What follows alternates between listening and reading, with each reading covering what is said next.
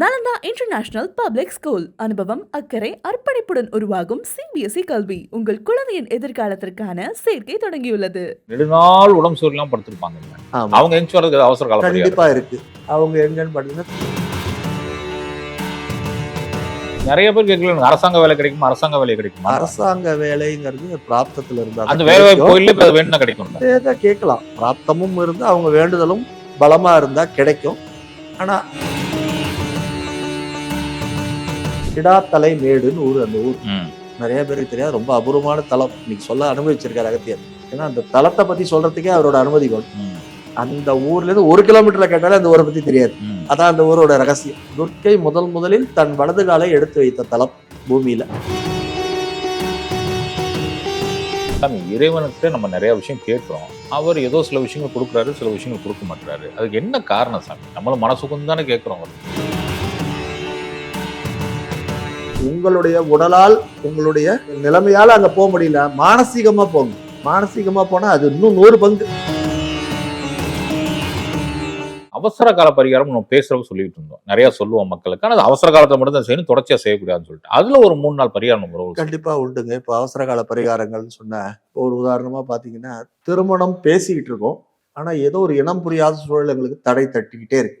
இந்த இனம் புரியாத சூழல்னா எல்லாமே சரியா இருக்கு, ஜாதகம் மேட்ச் ஆச்சுப்பாங்க, குடும்ப பரிவர்த்தனைகள் பேச்சுவார்த்தை நல்லா இருக்கும், எல்லாம் ஓகேம்பாங்க. திடீர்னு பார்த்தா வேண்டாம்பாங்க. ஆமா, ஏதாவது ஒரு காரணம் தள்ளி, ஏதோ ஒரு காரணத்துல சொல்லுவாங்க, அல்லது முடிவு சொல்லாமலே வச்சிருப்பாங்க, அல்லது வேண்டான்னு மறுத்துப்பாங்க, காரணம் சொல்ல மாட்டாங்க. இப்ப நமக்கு புரியாது, 1 2 நடந்தா பரவாயில்ல, அடிக்கடி இதே மாதிரி நடக்கும். அல்லது நம்ம போய் ஒரு இன்டர்வியூல பார்ப்போம், நல்லா பண்ணப்போ உனக்கு தான் வேலைம்பாங்க. ஒரு 2 நாள் கழிச்சு போனா தம்பி வேற ஆளை வச்சுட்டோம்பாங்க. இப்படி நமக்கு கை கெட்டியும் வாய் கெட்டல அப்படின்றவங்களாம் பிள்ளையார பிடிக்கணும். இந்த பிள்ளையார உப்பு இல்லாம குழக்கட்டை வச்சு ஒரு 7 வாரம் 9 வாரம், அதாவது இனிப்பு குழக்கட்டையா இருந்தாலும் அந்த வெளியே வைக்கிறது சொப்புன்னு சொல்லக்கூடிய அந்த மாவு பதம் வெண்மையா இருக்கு இல்லையா, இடியாப்ப மாவு, அந்த மாவில் உப்பு சேர்த்திருப்பாங்க சிறிதளவு. உப்பே சேர்க்காம சேர்த்தோம்னா அது ருசிப்படாது. உப்பில்லாத அந்த பண்டத்தை அவருக்கு நிவேதியம் பண்ணணும். விநாயகர் கேட்பாரா, என்னடா நான் பாவம் பண்ணேன், எனக்கு உப்பு இல்லாம வச்சிருக்கேன்னு கேட்பாரோ. அவர்கிட்ட போய் நம்ம ரெக்வஸ்ட் பண்ணா போறோம், ஐயா இந்த மாதிரி என்னுடைய வாழ்க்கை எல்லாம் இருக்கு, ஆனா சுவையா இல்லை, அந்த சுவையை எனக்கு மீட்டுத்தாங்க அப்படின்னு கேட்கும்போது அந்த காரியம் அந்த 5 வாரம் 7 வாரம் 9 வாரம் நம்ம அந்த குழக்கட்டையை வைக்கும்போது 7வது வாரம் நடக்குதோ நடக்கலையோ, உப்பிட்ட குழக்கட்டையை வச்சுட்டோம்னா அது நடந்துடும். பெரும்பாலும் இதை செய்ய ஆரம்பிச்சோடனே அது அந்த காரியத்துக்கான தடை நமக்கு கண்ணில் தெரியும். இவங்க தான் கெடுக்கிறாங்க, நம்ம உறவினர்ல யாராவது கெடுத்து விட்டுட்டு இருப்பாங்க, அல்லது நம்மள்கிட்ட நம்ம சொல்ற விஷயம், சில பேர் உண்மை பேசணும்னு சொல்லுவாங்க, ஐயா எனக்கு முடி சரியில்லை நான் விக்க வச்சிருக்கேன் இவங்களே சொல்லுவாங்க, அல்லது நான் கொஞ்சம் கருப்பு நான் இன்னைக்கு மேக்கப் போட்டிருப்பேன், அல்லது எனக்கு பேங்க்ல லோன் இருக்கும்பாங்க. இவங்க உண்மை பேசுறோம் போய் அது அங்க தவறான புரிதல்ல போய் நின்றுடும். ஆனா அந்த உண்மை நல்ல புரிதலா வரத்துக்கு அது பயன்படும். இது இந்த மாதிரி திருமணத்துக்கு. கடன், இந்த கடன் எல்லாருமே சிக்கல்ல மாட்டிட்டு இருக்கணும். அந்த சொன்ன சிறுமயங்குடி, இந்த சிறுமயங்குடியில போய் அந்த பிள்ளையார இரட்டை விநாயகரை சங்கடஹர சதுர்த்தி அன்று போய் என் கஷ்டம் தீரணும், செல்வம் வளரணும், என்னுடைய பணம் நல்ல விதமா செலவாகணும்னு வேண்டிக்கிட்டா அதற்கு வாய்ப்பு கிடைக்கும். நிச்சயமா. இப்போ சில பேருக்கு பாத்தீங்கன்னா பிதிர் தோஷங்கள்னு சொல்லிடுவாங்க. ஒரு ஜாதகத்தை எடுத்துட்டு போன உடனே உங்களுக்கு பிதிர் தோஷம் இருக்கு, அதனால்தான் இது நடக்கலாம்பாங்க. அவங்க சொன்னதை செய்தும் அது நடந்திருக்காது. இவங்க எல்லாம் என்ன பண்ணலாம்னு கேட்டா, அவசர கால பரிகாரமா பூவாலூர்னு ஒரு இடம் இருக்கு, அங்க போய் ஆலயத்தின் உள்பகுதியிலேயே ஒரு காசியை விட ராமேஸ்வரத்தை விட உயர்வான ஒரு கட்டம் இருக்கு, அங்க ஒரு குளக்கட்டம். அந்த குளக்கட்டத்துல நம்ம உட்காந்து ஒரு தர்ப்பணம் கொடுத்தா காசிக்கும் ராமேஸ்வரத்துக்கும் போயிட்டு வந்த பலன் அங்க கிடைக்கும். அந்த மூத்தவர் நம்மளுடைய மூதாதையர் சாந்தி ஆகி அவங்க கண் திறப்பாங்க, நமக்கு அந்த காரியம் நடக்கும். ஆனா அதுக்காக காசிக்கு ராமேஸ்வரம் போகாம இருந்துடக்கூடாதுங்கிறதுக்காக தான் இது அவசர கால பரிகாரம். ஒரு முறை எமர்ஜென்சிக்கு பயன்படுத்தலாம். எமர்ஜென்சி எக்ஸிட் மாதிரி ஒரு ஒரு மால்லாம் வச்சிருப்பாங்க, அவசர கால வழி அப்படிங்கிற மாதிரி ஒரு அவசரத்துக்கு பயன்படுத்தலாம். நிச்சயமா. இந்த மாதிரி நெடுநாள் உடம்பு சூரியலாம் படுத்திருப்பாங்கல்ல, அவங்க எங்க வரதுக்கு அவசர கால கண்டிப்பா இருக்கு. அவங்க எங்கன்னு பார்த்தீங்கன்னா திருவெள்ளியான்குடி அப்படின்னு இருக்கு. அதாவது நீண்ட கால நோய்கள், நீண்ட கால நோய்கள்னா கேன்சர், மனநிலை பாதிப்பு, அல்லது மருந்து தொடர்ச்சியா எடுக்க வேண்டியது, அது மருந்து எடுத்தாலும் பிழைப்பாங்களா அல்லது அது மருந்து கட்டுப்படுமான்னு தெரியாத உடம்போட ஒட்டிக்கிற வியாதிகள், இதுக்கெல்லாம் திருவெள்ளியான்குடியில போய் கையில அமிர்த கலசத்தோட சங்கு சக்கரத்தோட இருக்கிற கருடனவர், திருவெள்ளியான்குடிங்கிறது குழந்தை அருகே இருக்கு, அவர்கிட்ட போய் அந்த கருடனை வணங்கி அவருக்கு ஒரு கருட காயத்ரி இருக்கு, இந்த கருட காயத்ரியை சொல்லி அவர்கிட்ட ஒரு கோரிக்கையை வச்சுட்டு வந்தோம்னா அந்த நோய் உடனே கட்டுக்குள் வரும். மனோவியாதி மனோபாதிப்பு இருக்குன்னா மனோங்கிய நாதர் பேரே மனநிலையை சரி செய்யக்கூடியவர் திருநீலக்குடி. இந்த திருநீலக்குடியில இருக்கக்கூடிய மனோங்கிய நாதர்கிட்ட போய் வேண்டிக்கிட்டோம்னா முதல்ல அந்த முரட்டுத்தனம் குறையும்.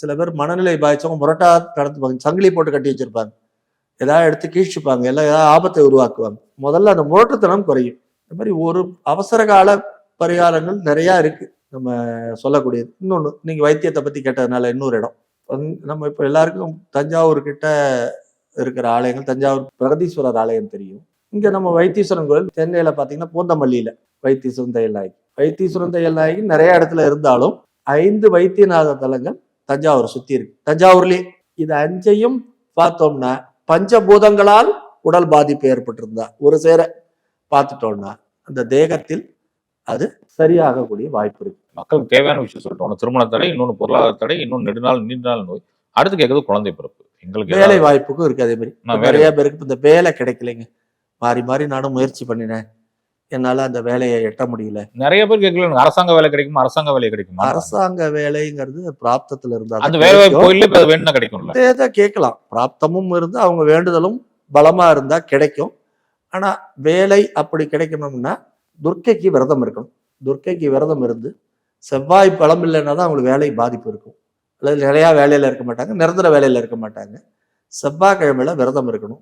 2 வேளை விரதம், 1 வேளை உணவு எடுத்து இருக்கலாம். உடல்நிலை முடியாதவங்க 1 வேளை சாப்பாடு, 2 வேளை உணவு எடுத்துக்கலாம். 1 வேளை விரதம், 1 வேளை உணவு எடுத்துக்கலாம். இப்படி ஏதோ ஒண்ணு கடைபிடிக்கணும். அந்த துர்க்கையை மனப்பூர்வமா வணங்கணும். துர்க்கையை எங்க போய் வணங்கணும்?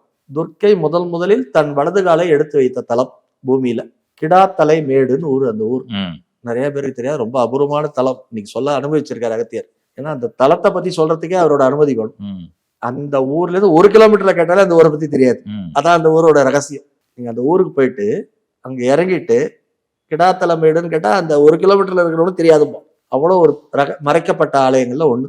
இந்த மறைக்கப்பட்ட ஆலயம் நம்ம திருமணஞ்சேரி, அதுல இருந்து கொஞ்சம் தூரம் போட்டீங்கன்னா நமச்சிவாயம்னு ஒரு ஊர் இருக்கு. ஊர் பேரே நமச்சிவாயம்.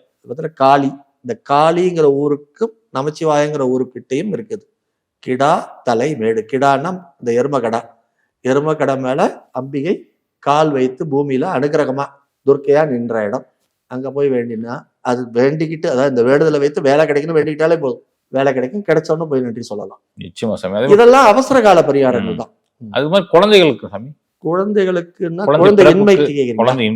குழந்தை இன்மைக்கு நான் ஏற்கனவே நம்ம இதுலயே சொல்லியிருக்கோம், உங்களுக்கு தெரியும். 8 லட்சம் உறவுகள் வந்துட்டாங்க, அவங்களுக்கு தெரியும். சரி, எக்கல்னு ஒரு ஊர், அதுவும் வெளியே அதிகம் பிரபலமாகாத ஊர். சிக்கலை பத்தி நமக்கு தெரியும், எக்கலை பத்தி தெரியாது. சிக்கல்ல இருந்து 2 மைல் தூரத்துல இருக்கு. அங்க இருக்கக்கூடிய அகத்தீஸ்வரரை சீந்தில் கொடி அல்லது சீந்தில் பொடி, சீந்தில் சர்க்கரை கலந்த நீரால் அபிஷேகம் பண்ணி அங்க சொல்லக்கூடிய அந்த பதிகம் நம்ம இதுலயே இருக்கு. மீண்டும் ஒரு முறை அதையும் போடுங்க டிஸ்கிரிப்ஷன்லயே. அந்த பதிகத்தை படிச்சு அங்க போய் அபிஷேகம் பண்ணினாங்கன்னா கண்டிப்பா குழந்தை பிறக்கும். இந்த மாதிரி எல்லாத்துக்கும் இருக்கு. ஆனா நான் ஏற்கனவே சொன்ன மாதிரி பொதுவா தலைவலிக்குன்னு ஒரு சாரிடான் தான், அது மாதிரிதான் சொல்லலாம், பொதுதான்.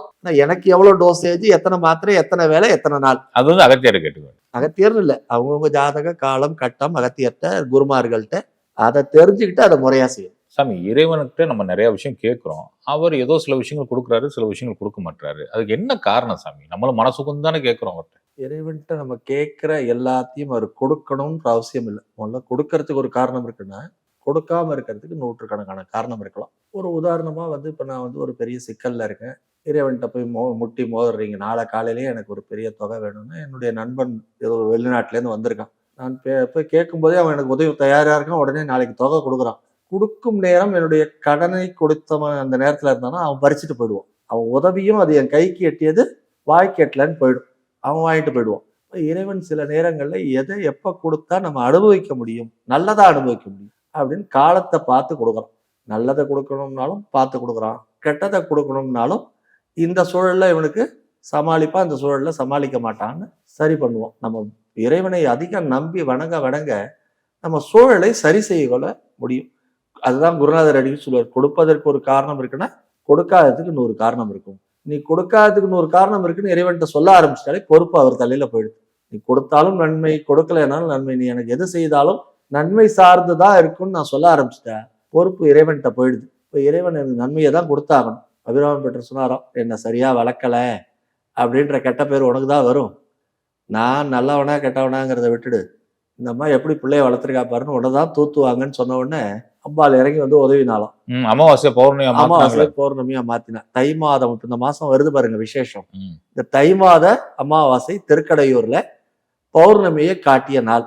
அதனால அந்த நாள்ல நம்ம அங்க போனோம்னா என்ன நடக்காதது நடக்கும் அப்படின்னா நம்ம உடனே என்ன நினைச்சுக்கிறோம், அமாவாசையில பௌர்ணமி வருமா, மூக்குத்தியை கழட்டி போட்டா ஏதோ ஒரு ராஜா கிட்ட அவர் காப்பாத்தி விட்டா. அப்படி இல்லை. அன்றைய தினம் நாம் வைக்கும் வேண்டுதல், அவரை அபிராமி அந்தாதியை படிச்சு அபிராமி பெற்ற வேண்டிக்கிட்டு மனசார, அப்பா உனக்கு கிடைச்ச மாதிரி எனக்கும் அம்பாள்கிட்ட போராடி எனக்கு நடக்காததை நடத்தி கொடுன்னு கேட்டா அந்த அமாவாசை வழிபாடு நடக்காததையும் நடத்தி கொடுக்கும். இது சாத்தியமே இல்லை அப்படின்னு சொல்லக்கூடியது கூட. அதாவது அமாவாசையை பௌர்ணமியா மாறும், பௌர்ணமி அமாவாசையா மாறும். நடக்கவே நடக்காதுங்கிறது கூட நடந்துடும். அதனால அந்த மாதிரி தான், அதுதான் குறியீடா தான் சொல்லியிருக்காங்க. இது எல்லாமே நமக்கு உணர்த்தறதுக்கான குறியீடுகள், ஒரு புரிதலுக்காக. ஒரு மார்க்கண்டேயர் மாதிரி, கடவுளை பிடிச்ச மார்க்கண்டேயர் மாதிரி. மார்க்கண்டேயன் வரலாறுலயும் ஒரு பெரிய ஒரு வித்தியாசமான ஒரு விஷயம் இருக்கு. நம்ம எல்லாருமே நினைச்சிட்டு இருக்கோம் மார்க்கண்டேயன் அதி தீவிர சிவபக்தன், அதனால இறைவன் அவனை காப்பாத்தினார் அப்படின்னா அதுக்கு ஒரு பின்புல கதையே இருக்கு. மார்க்கண்டேயனோட தாய் தந்தை குழந்தை இல்லைன்னு போய் சிவபெருமான்கிட்ட வணங்கும் போது சிவன் பிரத்யட்சமாய் கேட்கிறார், அம்மா உனக்கு ஒரு குழந்தை பிறந்தா அதுக்கு அல்ப ஆயுசுன்னு இருக்கு, அதனால குழந்தை வேண்டாமே, நீங்க நிம்மதியா இருங்க, 2 பேரும் உங்க காலம் முடிஞ்சோடனே நான் கூப்பிட்டுக்கிறேன், நிம்மதியா கைலாயத்துக்கு வந்துருங்கன்றார். அந்த அம்மா சொல்லுது, மலடிங்கிற பட்டத்தோட நான் கைலாயத்துக்கு வரதை விட ஒரு குழந்தைய பெற்று 16 வருஷமோ 17 வருஷமோ அது என்ன சொல்றியோ அது இருந்துட்டு போட்டோம்னு கேட்க இறைவன், ஆனா நீ என்ன எந்த காலத்திலையும் அதை மாற்றி அமைக்கணும்னு கேட்கக்கூடாதுன்ற ஒரு நிபந்தனையோட தான் குழந்தை வரத்தை கொடுத்தார். அப்படி பிறந்த அந்த குழந்தையை 1 வயதுல அதுக்கு பேச்சு வர ஆரம்பிச்சோன்னே சொல்லி பழக்கிறாங்க. அப்பா உனக்கு காலம் தெரியும், நீ இருக்கிற காலம் வரைக்கும் இறைவனை மட்டும் நினை, இறைவனை அதி தீவிரமா பிடிச்சு உன் காலம் குறுகியதா இருக்கிறதுனால இறைவனோட திருத்தாளை பிடிச்சு அவனோட கதியை அடையறதுக்கு கேட்டுக்கோ அப்படின்னு கேட்க அந்த குழந்தையும் அப்படி அதி உத்தமமா கேட்குது. அப்படி கேட்கும்போது ஒரு நாளைக்கு இறைவனுக்கு அதனுடைய புண்ணிய பலன்கள் கூடி போனதுனால அதுக்கு ஏதாவது கொடுத்தாகணும், இல்லைன்னா இன்னொரு பிறப்பாயிடும். ஓடி வந்து இறைவன் ஏதாவது ஒண்ணு வாங்கிக்கோன்னு சொல்லி கேட்க, இறைவா எனக்கு எதுவுமே வேண்டாம், நான் என்ன உன்னை கேட்க போறேன் அப்படின்னு சொல்ல, ஆயுசு தவிர வேற ஏதாவது கேளுன்ற. நான் எதுவுமே கேட்கலன்ற, நீ ஆயுசு தவிர வேற ஏதாவது கேளுன்னு சொல்றியன்னு. இல்ல நீ ஏதாவது வாங்கிக்கணும்பா, அது கணக்கு தீரலைன்னா கஷ்டம், அந்த கணக்கை தீர்த்தாதான் உனக்கு முக்தி கிடைக்கும், அதனால கணக்கை தீர்க்க கேளு அப்படின்னு கேட்கிறார். எனக்கு கேட்க தெரியாது, அதனால அது எப்படி கேட்கணும்னு உணர்வுல இருந்து எனக்கு சொல்லி கொடுன்னு சொல்றாரு. அந்த உணர்வுல இருந்து சொல்லி கொடுன்னு சொல்லவும் இந்த குழந்தை இப்ப கண்ண முடின்னு இறைவனை பிரார்த்தனை பண்ணிட்டு கேட்குது. என்ன கேட்குதுன்னா, இறைவா நான் உன்னை என்னுடைய விதியை மாத்தி கொடுன்னு கேட்கல, என்னுடைய ஆயுள் 16 வருடம்னா அந்த 16வது வருடம் முடியும் போது என் கைகள் உன் காலை தழுவிக்கொண்டு என்னோட உடல் உன் காலடியில் விழ என் ஆன்மா உன்னோட கலக்கணும், உன் காலை பிடிச்சபடியே உயிர் போகணும், பிடிச்சபடியா என்னுடைய உடல் உன் காலடியில கிடக்கணும் அப்படின்னு கேட்குது அந்த குழந்தை. அவரும் அப்படியே ஆகட்டும்ட்டார். அம்பாள் பலமா சிரிக்கிறார். உன் காலை பிடிச்சா எப்படியா உயிர் போகுமா, இப்படி ஒரு வரம் கொடுத்துருக்கேன். ஆமா இல்ல, அப்படி ஒரு வரம் கொடுத்துட்டேன், சரி இது என்ன செய்யலாம்னு கேட்கிறார். தெரியாமல் பிள்ளையும் கிள்ளி விட்டு தொட்டில் ஆட்டுறீங்க, உங்க வேலை தானேங்கிற.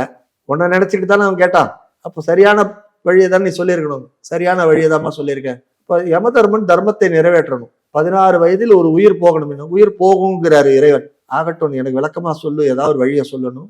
இந்த குழந்தைக்கு 16 வயதிலேயே வாழ்க்கை உறைந்து போகும், ஃப்ரீஸ் ஆயிடும், காலச்சக்கரம் சுத்தாது, என்றும் 16. அந்த காலச்சக்கரம் சுழலாது, நமக்கெல்லாம் காலம் சுழன்று கொண்டு இருக்குது, கடிகாரம் ஓடுது, அவர் கடிகாரம் ஓடாது, 16லயே நின்று போச்சு, 16 தான் அவர் வாழ்க்கை, அதுலயே ஃப்ரீஸ் ஆயிடுச்சு அப்படின்னு சொல்றார். யமன் வரா, யமன் வந்த உடனே இன்னொரு 1 நாழிகை தான் இருக்கு இந்த குழந்தைய அனுப்புனா. இப்ப இந்த குழந்தைய சோதித்து பார்க்கணும். கொடுத்துட்டோம் அந்த வரத்தை, அந்த குழந்தைய போய் திமிரா எனக்கு இறைவன் வரம் கொடுத்திருக்கார், முடிஞ்சா உயிரை எடுத்து பாருன்னு சொல்றானான்னு பார்ப்போம்னு இவர் சோதிக்கிறார். இந்த குழந்தைய எதுவும் பேசாம அவர் காலை பிடிச்சிட்டு உட்காந்துருச்சு. இவர் கேட்கிறார், அந்த குழந்தைய வெளியே அனுப்புங்கன்னு. சிவன் சொல்றார், உன் கடமையை நிறைவேற்றிக்கப்பா, நான் தடுக்கல அப்படின்னு சொல்றாரு. உங்க காலை பிடிச்சிருந்தா நான் எப்படிங்க பாசக்கயிறை போடுறது அப்படின்னு கேட்க, எப்பா அவர் தான் கூப்பிடுறாரு எழுந்து போன்னு, நீ எனக்கு வரம் கொடுத்துருக்க, என்னுடைய உடல் உன் பாதத்தை தழுவியவாறு இருக்கணும், என் ஆன்மா உன்னோட சேரணும், அதற்கு வழிகாட்டு, ஜீவாத்மா பரமாத்மா ஒன்னாகணும், நான் உன்கிட்ட தான் வரணும் அப்படின்னு கேட்க, அந்த 1 நிமிஷம் தான் ஆர்கியூமெண்ட் நடக்குது, 17 வரல அவங்களுக்கு வரல. ஒரு நாழிகைன்னா ஒரு 23 நிமிஷம். அப்ப அந்த 1 நாளிகை தான் இந்த ஆர்கியூமெண்ட் நடக்குது. அதுக்குள்ள அண்ணன் 17 வயசு வரல. அந்த 1 நாழிகைக்கு முன்னாடியே ஆரம்பிச்சிருச்சு. அவனை வெளியே அனுப்பிச்சுட்டு நான் பாத்துக்கிறேன், சிவாலயத்துல வச்சுட்டு ஒரு உயிரை எடுக்க கூடாது. இவர் என்ன சொல்றாரு, இல்லப்பா நீ இவ்வளவு தூரம் சொல்றதுனால அந்த பையனுக்கு 16லயே வாழ்க்கை உறைந்து போகும்னு சொல்லிட்டேன், அதனால ஆயுசை நீட்டிக்க போறது இல்லை, ஆனா அதே நேரம் ஆயுசு முடியாது, முடிஞ்சா எடுத்துக்கோ அப்படின்னா. இவன் என்ன சொல்றான், தர்மராஜன் நீங்க ரூல்ஸை மாத்தினாலாம் உங்க விதிமுறைக்கு நான் மாத்த மாட்டேன், அப்படி நான் தர்மத்தை கடைபிடிப்பேன், நீங்க விதியை வகுக்கதான் உங்களுக்கு உரிமை, மாற்றத்துக்கு உரிமை இல்லைன்னு பாசகயிறை தூக்கி போடுறான். சிவன் மேல விழுந்த நொடி யமனோட உயிர் போயிடுது. தன்னுடைய சூலத்தை எடுத்து யமனை சம்ஹாரம் பண்ணிடுற, கால சம்ஹார மூர்த்தி ஆயிடுற. இவனுடைய 16 முடியும் போது ஒரு உயிர் போகணும்னா அவன் உயிர் போயிடுச்சு. இப்போ யமனோட மனைவி வந்து என் கணவர் நியாயமா இருந்ததுக்கு உயிர் எடுத்துட்டீங்களேன்னு. நியாயமா இல்லம்மா, நான் சொல்லிட்டு அவன் வாழ்க்கை முடியல, முடிஞ்சா எடுத்துக்கோன்னு. ஆயுள் முடிந்தா அவன் எடுத்திருக்கணும், ஆயுள் முடியல, எப்படி எடுக்க முடியும்? இப்போ அந்த ஆன்மா சரணடைய வந்தது இல்லையா, அந்த ஆன்மா மன்னிப்பு கேட்குது. யமனோட ஆன்மா, ஐயா நான் அவசரப்பட்டுட்டா என்னை மன்னிச்சுக்கோங்க அப்படின்னு சொல்ல மீண்டும் அவரை உயிர்ப்பித்து எழுப்பித்தார். இப்படி அதனாலதான் இன்னைக்கு திருக்கடையூர்ல போய் அங்க நம்ம இந்த 60, 70, 80 பண்ணிக்கிட்ட கால சம்ஹார மூர்த்தின்னு சொல்லக்கூடிய யம பயத்தை நீக்கி நமக்கு ஆயுசை நீட்டி கொடுப்பாரு. ஆனா யமனுக்கு ஆயுசத்தை நீட்டி கொடுத்த இடம் மாயூரத்துல குத்தாலத்துக்கிட்ட திருமணஞ்சேரிக்கு பக்கத்து ஊர் திருமங்கலம் பூலோகநாதர் ஆலயம். தனி சன்னதியா மகாமிருத்யுஞ்சய பிரயோக சக்கரமூர்த்தியா இருக்கார்.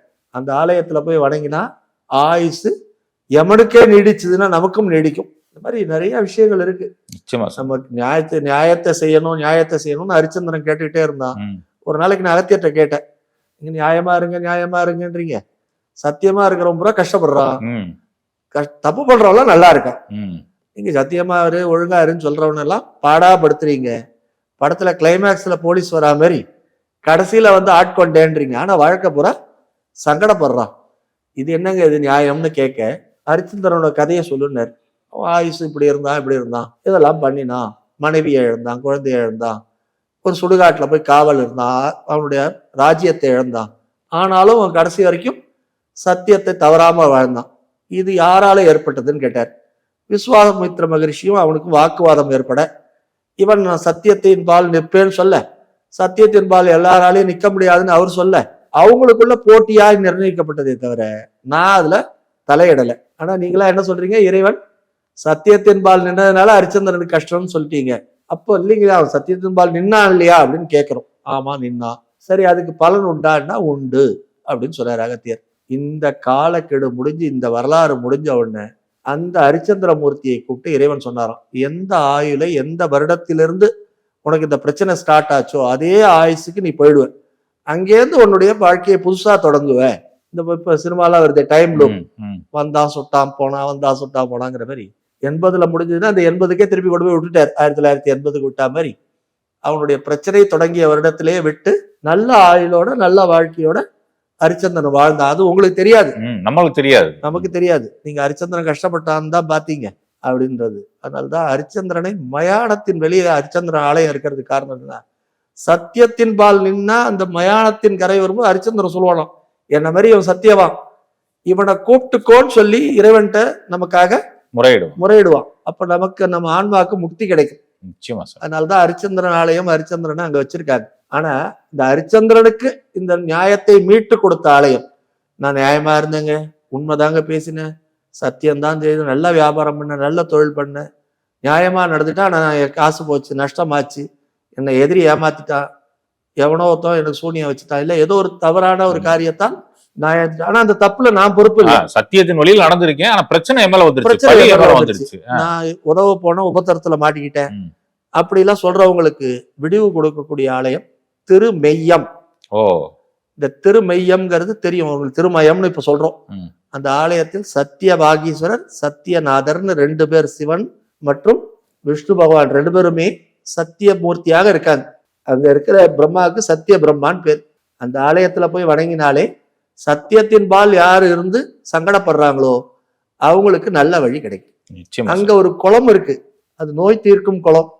நான் நியாயமா இருந்தேங்க, ஆனா எனக்கு நோய் வந்துடுச்சு, நொடி வந்துடுச்சுன்னா அந்த குளத்தில் முழுகி எழுந்தாலே போதும். அது ஒரு ஸ்வஸ்திக் சேர்ப்புல இருக்கும் அந்த குளம், நம்மளுடைய கஷ்டங்களை தீர்க்கும். அது இப்ப விடுறாங்களா சாமி குளிக்கிறதுக்கு? அங்க அனுமதி கேட்டு இல்லைன்னா நீரை கேட்டு வாங்கி தலையில ஊத்திட்டாது வரணும். பெரும்பாலான கோயில்கள்ல இப்ப வளமே வர முடியல. திருவண்ணாமலையில பாத்தீங்கன்னா பேரிகார்ட் போட்டாங்க, கோயிலை சுத்தி கூட வர முடியாது, வெளியே கோயிலுக்கு வெளியில தான் சொல்ல. அதுக்கு அகத்தியத்தை கேட்டேன், சுவாமி இந்த மாதிரி ஆயிடுச்சுன்னா, கலியில நீங்க பண்ற பாவத்துக்குலாம் அவனை சுத்திட்டு தீர்த்துறீங்கடா, அதனால அவன் தான் பேரிகார்ட் போட்டுருக்கான், மந்திரி போடல, HRNC போடல, நீங்களாம் எல்லாத்தையும் பண்ணிட்டு ஓடி வந்து திருவண்ணாமலையில சுத்தினா சரியா, ஆனா நிறுத்துறீங்களா, நிறுத்த மாட்டேன்றீங்க, சுத்திட்டு போய் தப்பு பண்றேன். அதனாலதான் அங்க பேரிகார்டு போட்டோம், திருச்செந்தூர்ல பேரிகார்டு போட்டோம். இங்கெல்லாம் டக்குன்னு பலன் கொடுக்கணும், பலன் கொடுக்க முடியாம நேரி நாங்க போட்டோம். இப்போ வழியே இல்லையாண்ணா, யார் இல்லைன்னாங்க. நாங்கெல்லாம் எதுக்கு இருக்கோம்? கோயிலோட காம்பவுண்டை சுத்தி வெளியே சுத்தலாம், 4 மாட வீதி சுத்தினா கோயிலை சுத்தின மாதிரி தானே. ம். வெளியே சுத்து, சரி அங்க சுத்த முடியலையா, கொடிமரத்தை சுத்து, கொடிமரத்தை 3 சுத்து சுத்தினாலே கோயிலை சுத்தின மாதிரி. இப்படி வழி அவங்களும் காமிக்கிறாங்க. நீங்க நிச்சயமா. நீங்க கேட்கறதுனால இதெல்லாம் எல்லாருக்கும் போய் சேருது. நிச்சயமா சாமி, நிச்சயமா. நிறைய பேருக்கு ஒரு குறையா இருக்கு. திருச்செந்தூர் போனா ஆலயத்தை வளம் வர முடியல, அப்பிரதட்சணமா போறோம், ம். ரிவர்ஸ்ல போறோம். திருவண்ணாமலை போனா கோயிலை சுத்தவே முடியல, பல சன்னதிகளை பார்க்க முடியலன்றோம். வெளியில சுத்துங்க, மானசீகமா நினைச்சுக்கோங்க. உள்ள இருக்கிற பகுதியெல்லாம் நான் பாக்குறேன்னு நினைங்க. வீட்டிலே இருக்கீங்க, கோயிலுக்கு போக முடியல, மனசுல நீங்க நினைச்சீங்க. ம். இப்ப நான் இப்ப ஆலயத்துக்குள்ள நுழையிறேன், வடபழனிக்கு வந்துட்டேன், கொடிமர பிள்ளையார கும்பிடுறேன், இப்ப பிரதட்சணம் ஆரம்பிச்சிட்டேன். இப்ப அந்த சன்னதி கோயிலுக்கு போய் போய் பழகி இருக்கும். ஆமா, ஈஸ்வரன் சொன்னது கடந்த உடனே அப்ப அது மனசுக்குள்ளே நினைங்க, நான் இந்த சன்னதிக்கு போயிட்டேன், இந்த சன்னதிக்கு போயிட்டேன், இந்த சன்னதிக்கு போயிட்டேன். உங்களால், உங்களுடைய உடலால், உங்களுடைய நிலைமையால அங்க போக முடியல, மானசீகமா போங்க. மானசீகமா போனா அது இன்னும் 100 பங்கு. இங்க ஒரு தடவை கும்பிட்டாம அங்க அதுதான் 1 சொன்னா 100 மாறி, அதெல்லாம் எடுத்து சினிமால வச்சுட்டாங்க. ஒரு தடவை சொன்னா 100 தடவை சொன்னதுங்கிறது இதான். திருவண்ணாமலை கிரிவலம் வரும்போது ஒரு முறை அவன் நமச்சிவாயான்னு சொன்னா 100 தடவை சொன்ன மாதிரி. நம்ம வீட்டுல சொன்னாலாம் இல்ல, நம்ம சொல்ற எண்ணமும் அந்த ஆத்மார்த்தமும் ஒன்றை 100 ஆக்கும். அருமை சாமி, அருமை. நிறைய விஷயங்கள் பேசுங்க சாமி. நம்ம உறவுகளுக்கு நெஞ்சார்ந்த நன்றிகள் சாமி. சுகமே சொல்லுங்க. ஆமா, எப்பவுமே நல்ல விஷயங்களை சொல்றதுக்கான வாய்ப்பு இருக்குன்னு தான் இங்க வர. நிறைய பேருக்கு சேருது. அந்த சேரக்கூடியது நல்லதா போகணும். என்ன ஒரு பேராசை, நமோ நாராயணாங்கிற ஒரு மந்திரத்தை சொன்னா, இதை சொன்னா அவன் தலை வெடிச்சிரும் அப்படின்னு குருநாதர் சொன்னார். குருவாக்க மீறி மலை மேல ஓடி போய் சொல்லி அவர் அந்த நமோ நாராயணா சொல்லுங்க, உங்களுக்கு எல்லாம் முக்தி கிடைக்கும், என் தலை வெடிச்சா பரவாயில்லன்னாராம். கீழே வந்தோன்னா குருக்கு பயங்கர கோபம் வந்தபோது குரு கிட்ட சொன்னாராம், சுவாமி, இத்தனை பேருக்கு முக்தி மோட்சம் கிடைச்சு என் உயிர் போனா பரவாயில்ல, உங்க சிஷ்யன்னு சொல்றதுக்கு எனக்கு பெருமையா இருக்கு அப்படின்னு சொல்ல உடனே, நீ தான் என்னுடைய உண்மையான சிஷ்யன்னு சொல்ல ராமானுஜர் கிடைச்சார் நமக்கு. இந்த மாதிரி சித்தர்கள் சொல்லக்கூடியதை அவங்க மறைச்சதை கூட இங்க நம்ம வந்து சொல்றதுக்கு காரணமே நிறைய பேருக்கு கிடைக்கணுங்கிறது தான். இதுல உள்ள பலன்கள் எல்லாமே குருவுக்கு தான். இதுல சொன்ன எதுவுமே எங்களது இல்லை, எதுவும் என்னுடையது அல்ல, எல்லாம் உன்னுடையதே அருளாளா அருணாச்சலா. அவர் தான் சொல்ல வைக்கிறார், அவர் தான் வெளிப்படுத்துறார், அவர் தான் மறைக்கிறார், அவர் தான் கொடுக்கிறார், அவர் தான் தடுக்கிறார். இறைவன் கொடுப்பதை யாராலும் தடுக்க முடியாது, இறைவன் தடுப்பதை யாராலையும் கொடுக்க முடியாது அப்படின்னு சொல்றோம் இல்லையா. அதுக்கு காரணம்னா இறைவன் அனுகிரகம் இருந்தாதான் நமக்கு அது சேரும்னு அர்த்தம். அதனால குரு அந்த இறைவன்கிட்ட நமக்காக போராடி வாங்கி கொடுக்குறார். ஒரு பூகம்பம் வரப்போகுதுன்னா நம்ம இந்த பக்கம் தூண்டி விடுறார், பூகம்பம் வரப்போகுது, நீங்களா கூட்டு பிரார்த்தனை பண்ணுங்க, இறைவன் கோபத்தை குறைச்சிப்பான், அந்த எதிர்வினையை குறைப்பான். இந்த ஆண்டுல இந்த பாபத்துகள் வரப்போகுது, போர் சூழ போகுது, போர் வந்து உலகம் சிக்கலை சந்திக்கும், விலைவாசி உயரும், பண மதிப்பு குறையும், சங்கடங்கள் பெருகும் சொல்லும் போது முன்னாடியே போய் வேண்டுங்கிறாங்க. நம்ம சொல்ல சொல்ல அந்த கெடுபலன்கள் வரத்துக்கு முன்னாடியே, எப்படி உடம்புக்கு வரதுக்கு முன்னாடியே உடம்ப பார்த்துக்கோங்க, உடம்ப பராமரிச்சுக்கோங்க, நோய் வராதுன்னு சொல்றோம் இல்லையா. அந்த மாதிரி நமக்கு அதுக்கான சாத்தியத்தை முதலே கொடுத்துருக்காரு. அதுக்குனால குருவுக்கு நன்றி சொல்லணும். இந்த குரு தான் இன்னைக்கு இந்த சேனல்ல உங்கள்கிட்ட வந்து பேச வச்சிருக்காரு. பேசிக்கிட்டே இருக்கோம்னா முடிவில்லாத சேனல், அளவில்லாத சேனல். இது நிறைய நிறைவை தரணும். நம்ம ஏற்கனவே சொன்ன மாதிரி அருளும் பொருளும் அனைவருக்கும் கிடைக்கணும், நிறைவு கிடைக்கணும். சுகமே சூழ்க. வணக்கம்.